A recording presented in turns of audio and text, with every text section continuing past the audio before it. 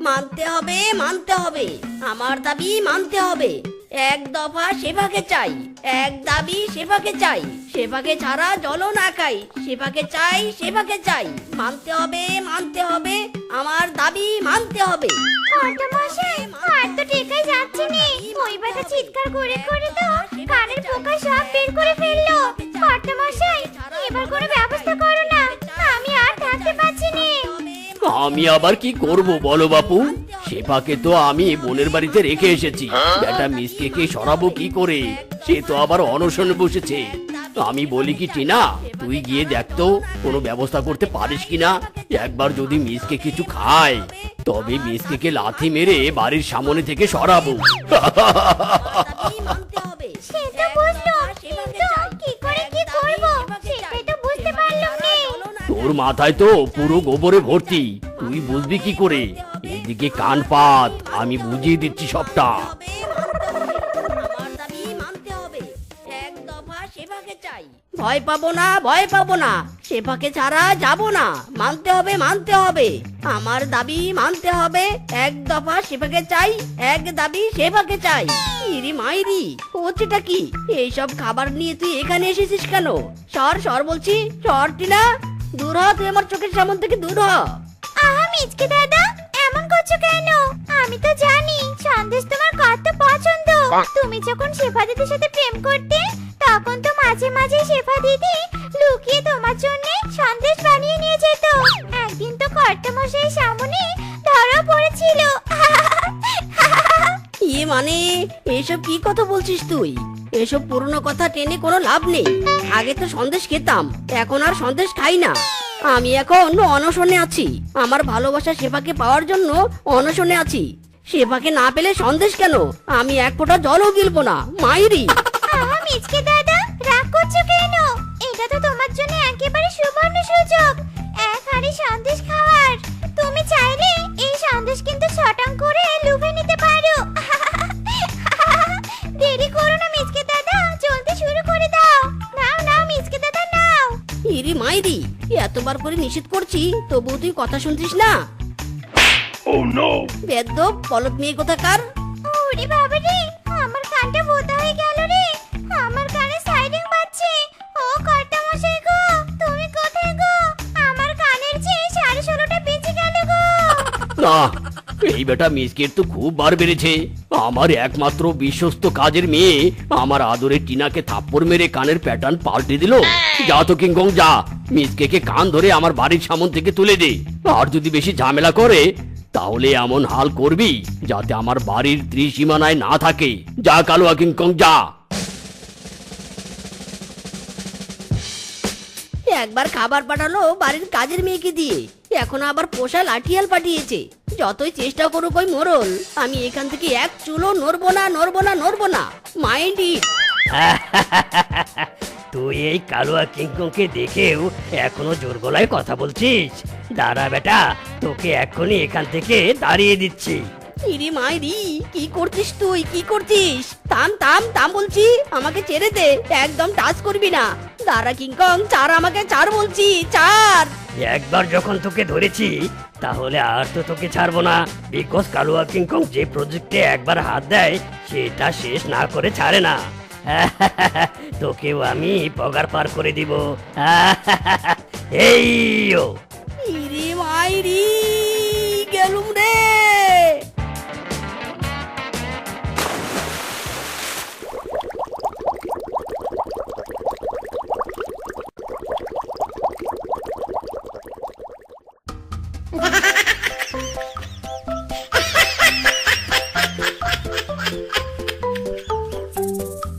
বাবা গো বাবা, এখনই তো দম বন্ধ হয়ে মরে যাচ্ছিলাম। বেটা বাঘ, তোর ভাগ্নিকে দিবি না তো দিবি না, তাই বলে আমাকে মেরে ফেলার পায়তারা করবি? দূর জ্বালা। কোথায় এই বয়সে গলায় বিয়ের মালা ঝোলার কথা, সেখানে কাঁধে একটা বাঁশ ঝুলে আছে। বাট কিন্তু এই বাঁশটা এত ভারী কেন? আরে আরে, এটা তো একটা বাঁশের নলকূপ। যাক, সে ফাঁকে না পাই তো কি হয়েছে, দারুণ ইউনিক একটা বাঁশের নলকূপ পেয়েছি। এবার এই বাঁশের নলকূপ নিয়ে বাড়িতে ফিরি। ভুলেও আর ওই বাগের বাড়ির আশেপাশেও যাওয়া যাবে না। বাবা গো বাবা, একবার যা শিক্ষাটা দিল।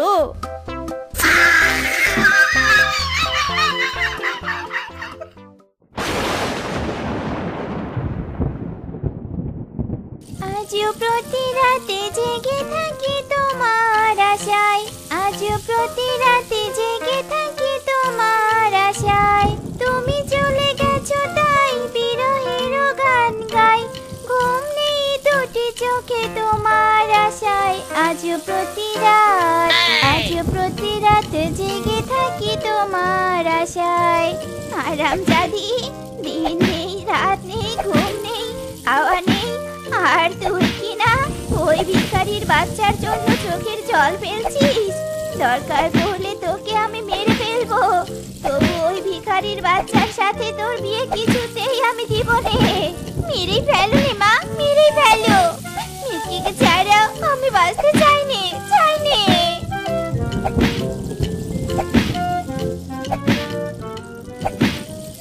কিরে বন্ধু, শিপাকে না পেয়ে পাগল টাগল হয়ে গেলি নাকি? বাঁশের নলকূপ বসাচ্ছিস? যতই নলকূপ বসাও, তোর এই ভাঙ্গা ঘরে কখনোই মোড়ল মশাই শিপাকে বিয়ে দিবে না। ইরি মাইরি, কোথায় তুই আমার এই স্যাড টাইমে আমাকে সান্ত্বনা দিবি, তা না করে তুই আমাকে এভাবে ডিমোটিভেট করবি? আরামজাদা, তুই তো আমার বন্ধু নস রে, তুই তো আমার শত্রু। তুই আমাকে বন্ধু বল আর শত্রু বল, আমি কিন্তু খারাপ কিছু বলিনি। তুই বড্ড ভুল করেছিস বামন হয়ে চাঁদে হাত দেওয়ার স্বপ্ন দেখে। এখনো সময় আছে, ভালো হয়ে জানিস কি, কারণ তোর এই ভাঙ্গা ঘরে শেফার মতো চাঁদ কিছুতেই থাকবে না। আরামজাদা, তুই আবার আমাকে একই জ্ঞান দিচ্ছিস? দাঁড়া বেটা, তোকে মেরে তোর মুখের মানচিত্র বদলে দিব, তারপর তোর সব জ্ঞান দিক ভুলে উল্টো দিকে চলে যাবে। ওরে বাবারে, মিসকে ছেঁচড়া খেপেছে রে, জলদি পালাতে হবে। কিরে পালাচ্ছিস কেন? দাঁড়া হারামজাদা, দাঁড়া দাঁড়া বলছি, ওখানেই দাঁড়া।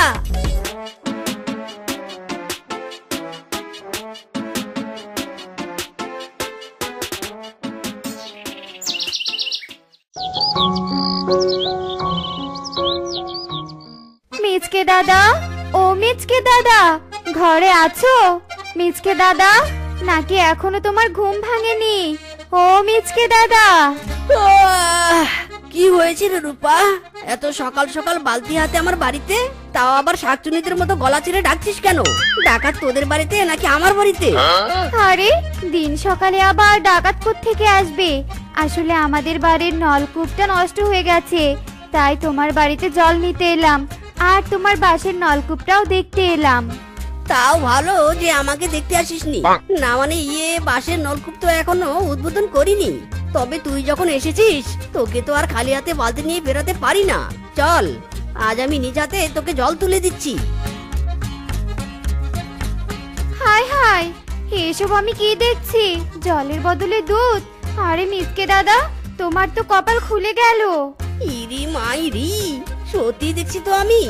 এটা কি তাহলে দুধ দেওয়া বাঁশের নলকূপ? ওই হই, কি কপাল আমার মাইরি, এবার তো সত্যি আমার কপাল খুলে যাবে। ওই হই, ডিঙ্কনাকুর জিঙ্কনাকুর জিঙ্কনাকুর, না না, এই ডিঙ্কা চিকা ডিঙ্কা চিকা।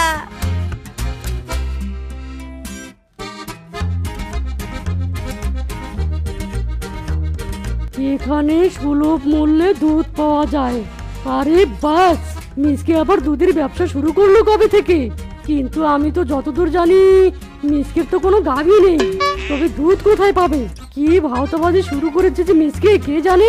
আরে কোনো ভাওতাবাজি শুরু করিনি, আমি দুধের ব্যবসা শুরু করেছি, এটা একদম ট্রু কথা। তবে দাম কিন্তু আসলেই সুলভ। বাজারে দুধ 60 টাকা লিটার, আর আমি বিক্রি করব 40 টাকা লিটার। কি বলছিস? মাত্র 40 টাকা লিটার? তবে তুই আমাকে 2 লিটার দুধ দে।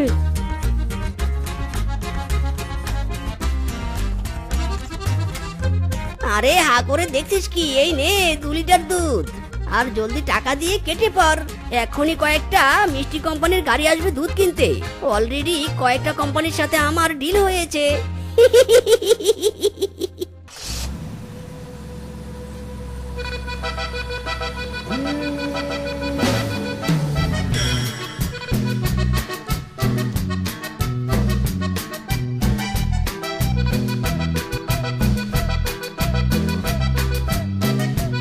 ব্যাপার রে কিংকং? এখানে তো মিসকের ভাঙ্গা ঘরটা ছিল, এখানে এত বড় দোতলা বাড়িটা কোথা থেকে এলো রে? আমার বাড়ির সামনে একটা কারও আছে। আমি তো আজ প্রথমবার দেখলাম। মিসকে কি জমিটা বিক্রি করেছে নাকি? না না কর্তামশাই, মিসকেই তো এই বাড়িটা বানিয়েছে। ওহো হ্যাঁ হ্যাঁ হ্যাঁ, আপনাকে তো বলাই হয়নি। মিসকের একটা দুধ দেওয়া বাঁশের নলকূপ আছে, আর সেই নলকূপের দুধ বিক্রি করে তো মিসকে আজ কোটিপতি। বলিস কি কিংকং? এসব কথা তুই আজ আমাকে এখন বলছিস? আরো আগে বলতে পারিসনি হারামজাদা? আরে মিসকে যদি বিয়ে করে তাহলে আমার ভাগ্নির কি হবে রে? আমি তো মিসকে আর হাতছাড়া করতে চাই না। আরে কর্তামশাই মারবেন না প্লিজ। মিসকে তো এখনো বিয়ে করেনি। ছাড়ুন কর্তামশাই ছাড়ুন, আর দ্রুত গিয়ে মিসকে ধরুন। হ্যাঁ হ্যাঁ, তুই একদম ঠিক কথাই বলেছিস। চল আগে আমরা মিসকের বাড়িতে যাই। আরে মোড়ল মশাই, আপনি আপনি কি শুধু আমার বাড়িটাই দেখবেন নাকি চাও খাবেন? টিনা, তুই দাঁড়িয়ে কেন? দে জলদি চা দে ওনাদের। ওকে মালিক, নিন চা নিন, জলদি নিন, ওদিকে অনেক কাজ পড়ে আছে। আরে টিনা, তুই? তাই তো বলি, দুদিন থেকে তুই কাজে আসিস না কেন? কারণ 2 দিন হলো মিসকে দাদার বাড়িতে জয়েন করেছি। মাইনে তোমার বাড়ি থেকে 3 গুণ বেশি। তবে তো ভালোই আয় রোজগার তোমার, তাই না বাবা মিসকে? আমি কিন্তু বেশ খুশি হয়েছি। এবার তো তুমি বেশ ধনী। এবার আমি আমার ভাগ্নি সেবার সাথে তোমার সম্বন্ধটা করতে চাই। খামোশ! যা বলেছেন বলেছেন। নেক্সট টাইম আর এমন কথা বলবেন না। আমি যাকে একবার ভুলে যাই তাকে আর ফিরে পেতে চাই না। আমার জন্য অনেক ফরেইনার মেয়ে ওয়েট করছে। বিয়ে করলে আমি তাদেরকেই করব। এবার আপনারা আসুন।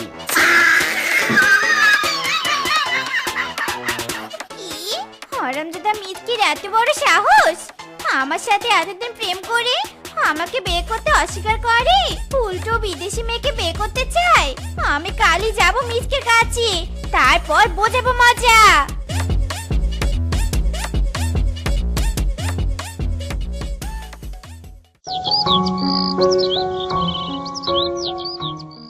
ইরে মাইরি, করছো কি শেফা, করছো কি? আমি তো মরে যাব। ছেড়ে দাও শেফা। তোমাকে বিয়ে না করলেও অন্য মেয়েকে বিয়ে করার জন্য হলেও আমাকে তো বাঁচতে হবে। কি বললি? এতদিন আমার সাথে প্রেম করেছিস, অনশন করে আমার মান সম্মান নষ্ট করেছিস, আর এখন বলছিস আমাকে বিয়ে করবি নে? এবার তোর কপালে দুঃখ আছে, হয় আমাকে বিয়ে করবি নয়তো আমার হাতে প্রাণ দিবি। ইরি মাইরি, গেলুম রে। ওরে বাবা রে, ওরে মারে। আহ! হে বিধাতা, সব যেন ভালোই ভালোই হয়। তুমি সহায় হও বিধাতা, সহায় হও। মিস্টার শিয়াল, তাড়াতাড়ি মিষ্টি খাওয়ান। আপনি যে 4 কন্যা সন্তানের বাবা হলেন। কি? আমার 4 কন্যা সন্তান হয়েছে? আমি 4 কন্যার বাবা। আমার খুব আনন্দ হচ্ছে ডাক্তার বাবু, আমার খুব আনন্দ হচ্ছে। আপনার 4 কন্যা তো দেখতে একদম বিড়াল ছানার মতো গুলুমুলু হয়েছে। মিয়াও মিয়াও, নিন নিন, একটু কোলে নিয়ে আদর করুন। এই তো সোনা মা, কাঁদিস না। আমি তোর বাবা। না না সোনা, কাঁদে না। বলছি আমার বউ কেমন আছে? সুস্থ আছে তো? আপনার স্ত্রী এখন সুস্থ আছে, আপনি কোনো চিন্তা করবেন না। নার্স, আমি চেম্বারে গেলাম। তোমরা ওনাকে ওনার সন্তান আর স্ত্রীকে ভালোভাবে বুঝিয়ে দাও, আর সাথে মেডিসিনগুলো কিভাবে খেতে হবে সব নিয়ম কানুন ভালো করে বুঝিয়ে দিও। ঠিক আছে স্যার, আমরা বুঝিয়ে দিচ্ছি। মিস্টার শিয়াল, আপনি আমাদের সাথে চলুন, আপনার স্ত্রীর কেবিনে চলুন। আরে হ্যাঁ, মিষ্টি না খেয়ে কিন্তু আমরা আপনাকে ছাড়ছি না। হ্যাঁ হ্যাঁ, নিশ্চয়ই খাওয়াবো।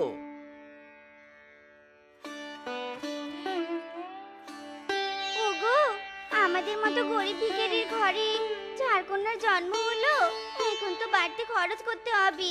তুমি কি পারবে সব সামলাতে? বউ, তুমি এসব নিয়ে ভেবো না। ভিখারির ঘরে জন্ম হয়েছে তাতে কি হয়েছে? আমি আমার সবটুকু দিয়ে আমার 4 কন্যাকে বড় করব। আমার 4 কন্যা হলো আমার রাজকন্যা। আমি ওদেরকে কোনো কষ্ট পেতে দিব না। তুমি শুধু ওদের দেখে রেখো, কেমন?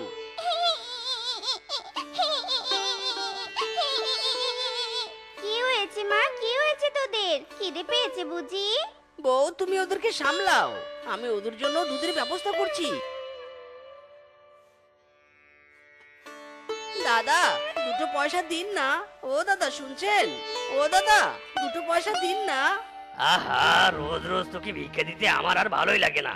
এই, তুই অন্যের পিছনে না ঘুরে নিজে কাজ করে টাকা কামাতে পারিস না? দাদা কাজ তো করতেই চাই, কিন্তু আমার একটা চোখ আর একটা পাও অকেজো, তাই কেউ আমাকে কাজ দিতে চায় না, তাই তো অন্যের কাছে হাত পাততে হয়। দিন না দাদা দুটো পয়সা, বাচ্চাদের জন্য দুধ কিনবো, দয়া করুন দাদা। এই নে, তোদের জন্য রাস্তাঘাটেও চলাফেরা করা যায় না, শেষরার মতো ঝুলে থাকিস। এরপর থেকে আর কোনোদিন যেন আমার আশেপাশে তোকে না দেখি, যত সব উটকো ঝামেলা। দয়া করুন সবাই, দয়া করুন, এই ভিখারিকে 2 পয়সা দান করুন। দাদারা দিদিরা সবাই দয়া করে দান করুন। এই যে সাহেব, আমাকে কিছু ভিক্ষা দিন না, বড় অসহায় আমি, দয়া করে মুখ ফিরিয়ে নিবেন না।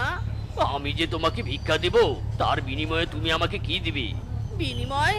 আমি তো নিজেই ভিক্ষে করে খাই, আমি আবার আপনাকে কি দেব সাহেব? আমার কাছে তো আপনাকে দেওয়ার মতো কিছুই নেই। তোমার কাছে যখন দেওয়ার মতো কিছুই নেই, তাহলে অন্যের কাছে হাত পেতে চাইছো কেন? তুমি জানো না কিছু পেতে হলে কিছু দিতে হয়? তোমাকে দান করে আমি যদি লাভবান না হই, তাহলে তোমাকে দান করে আমার কি লাভ? সাহেব, আপনারা তো ধনী আর আমরা গরিব পশু। আমরা ধনীর জন্য কি আমাদের পয়সার কোনো মূল্য নেই? বিনিময় ছাড়া কেন তোমার উপকার করব? তুমি যদি আমাকে বিনিময়ে কিছু দাও, তবে আমি তোমাকে ভিক্ষে দেব।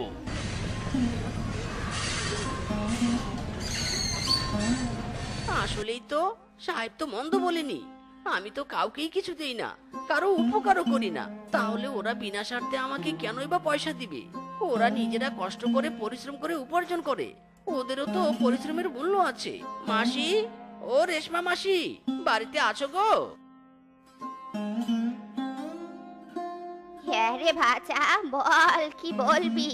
বলছি মাসিমা, আমাকে 1/2 লিটার গরুর দুধ দাও তো, আমার 4 ছানা যে খিদের জ্বালায় ছটফট করছে, তাড়াতাড়ি দাও। মাত্র 1/2 লিটার দুধ? এই সামান্য দুধ দিয়ে তোর 4 ছানার পেট ভরবে কি করে? মাসি, আমার কাছে যে আজ বেশি টাকা পয়সা নেই, যা আছে তা শুধু 1/2 লিটার দুধের দাম মিটবে। বাচ্চা, তোর কাছে যখন পয়সা নেই, তাহলে যা, আমি তোকে আরো 1/2 লিটার দুধ এমনি দিব, তার জন্য তোকে পয়সা দিতে হবে নে। 1 লিটার দুধ হলে তোর 4 ছানার পেট ভরবে। না মাসিমা, তুমি এমনি কেন দিবে? তুমি কষ্ট করে গরু পালন করো, তোমার কত পরিশ্রম হয়, তুমি কেন বিনা পয়সায় আমাকে দিবে? বাচ্চা, তুই আমার ছেলের মতো, ভালোবেসে না হয় বিনা পয়সায় দিলুম। না মাসিমা, লাগবে না, আমার যা সামর্থ্য আমাকে তাই দাও।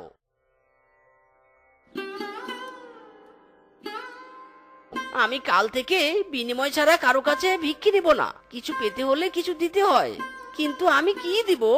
আমার দেওয়ার মতো কি আছে? হ্যাঁ, থালা নিয়ে তো পথে বেরোলাম, কিন্তু এখন আমি কি করব? কচু ফুল, হ্যাঁ আমি একটা বুদ্ধি পেয়েছি।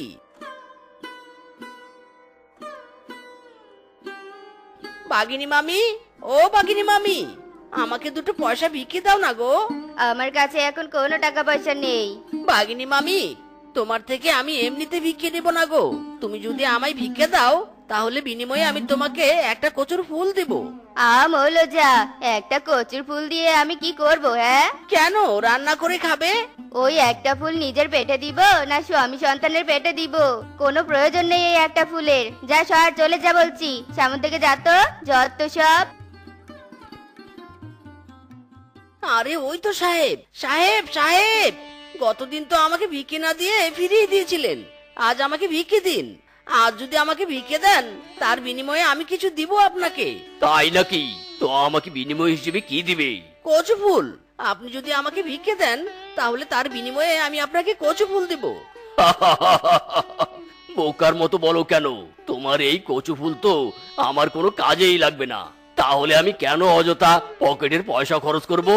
শোনো, একটা কথা বলি তোমাকে, প্রয়োজন বুঝতে শিখো। তোমার এই কচুর ফুল কোথায় প্রয়োজন, কার প্রয়োজন, তাদেরকে খুঁজে বের করো। খামোকা এভাবে সময় নষ্ট করো না। ঠিকই তো, প্রয়োজন না থাকলে সবাই এই কচুর ফুল নিয়ে কি করবে? কিন্তু এই কচুর ফুল কার প্রয়োজন হবে? এই যে দাদা, বলছি আপনার হোটেলে তো অনেক পদের রান্না করেন, আপনি চাইলেই তো কচুর ফুলের তরকারি চালু করতে পারেন, আমার এই কচুর ফুলগুলো কিনবেন কি? আরে কচুর ফুল, আমি তো এতদিন থেকে কচুর ফুলই খুঁজছিলাম, কোথাও পাচ্ছি না। ভালোই করেছেন, এনে দিন, আমাকে দিন। বলছি দাদা, আপনি কি প্রতিদিন আমাকে কচুর ফুল এনে দিতে পারবেন? সমস্যা নেই, আজকের থেকে দাম না হয় আর একটু বাড়িয়ে দিব। আসলে আমার হোটেলের অনেকে বলেছে কচুর ফুলের পদ রান্না করতে। হ্যাঁ পারবো, আমি আপনাকে প্রতিদিন কচুর ফুল এনে দিব, আর বিনিময়ে আপনি আমাকে দাম দিবেন। কেমন? আজ তাহলে আসি। কি গো, আজ তুমি এত বাজার এনেছো? এত টাকা পেলে কোথায় গো? বউ,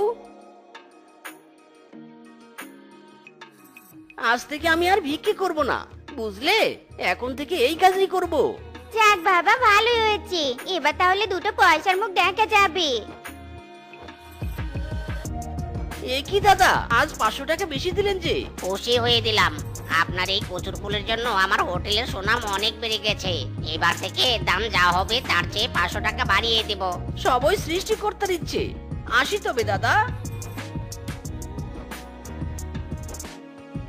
এই তো মিচকে বাবা, তোকেই তো খুঁজছি। আরে মাসি, বলো তুমি কি বলবে?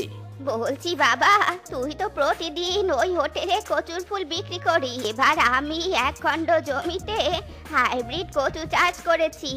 কচুগুলো বড় হয়ে গেছে, কিন্তু বিক্রি করার মতো কাউকে পাচ্ছি নে। তুই একটু ওই হোটেলওয়ালার সাথে কথা বলে আমার কচুগুলো বিক্রি করে দিবি রে। জানিসই তো আমি বড্ড একা। ঠিক আছে মাসি, তুমি যখন বলছো তাহলে আমি অবশ্যই কথা বলবো। কি বললি, কচু? হ্যাঁ, বড় বড় হাইব্রিড কচু। আপনি চাইলে কচু দিয়ে কচুর বড়া বানাতে পারেন। এতে আপনার হোটেলে নতুন পদ যোগ হবে। একটু ভেবে দেখেন।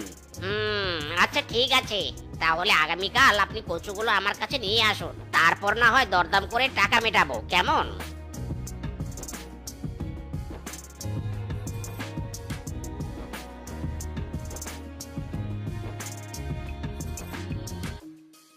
যাক বাবা, তোর জন্য আমার কচুগুলোর একটা গতি হলো।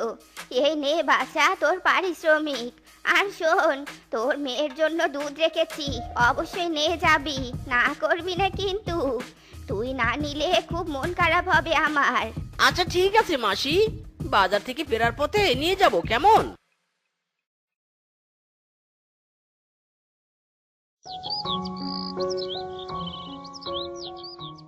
হ্যালো, আপনি কি মিসকে ব্যাপারী?